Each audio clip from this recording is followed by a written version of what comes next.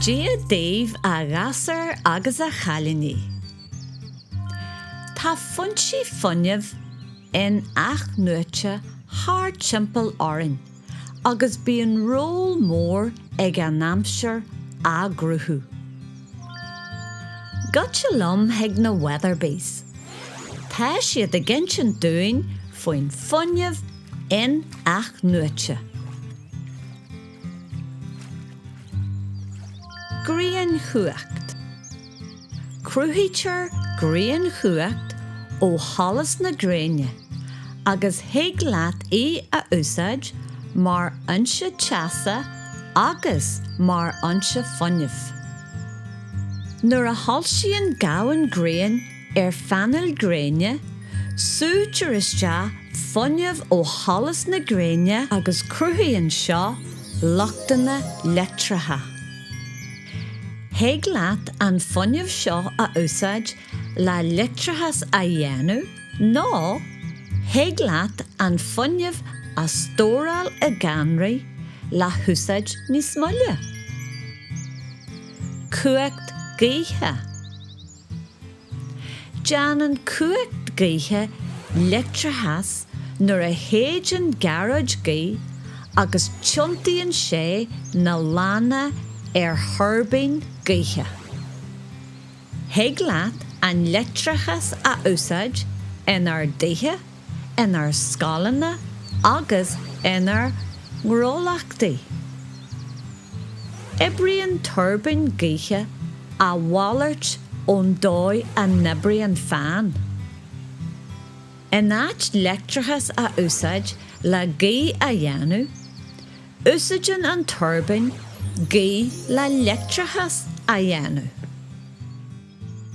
Hedra chuacht. Úsáideann hedra chuacht isce le turbíní a chontú. Tagann cuacht isce a bhformatha éagsúla mar hampla, dambaí hedra letracha, cuacht tunne agus cuacht taide. Líon an farragal farthain na himhnethe agus na dambaí.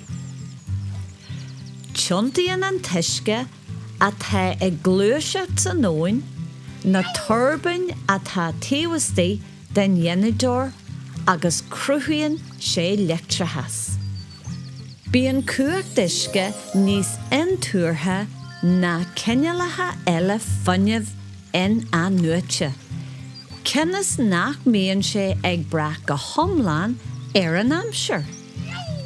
An rud is fearr faoi Fuinneamh in Athnuaite ná go mbíonn go leor anna dála agus ní dhéanann se dothair don timpeallacht.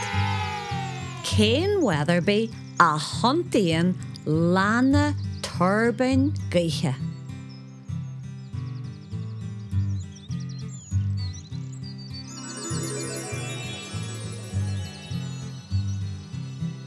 Cén Weatherbie a thugann grian chuacht dúin.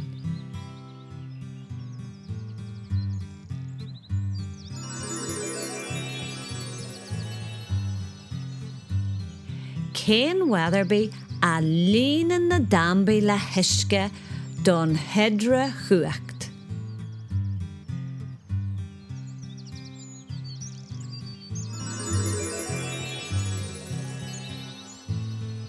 Mai sibh! Tá súil agam gur chuidí na Weatherbies libh fólam fa Fuinneamh in Athnuaite.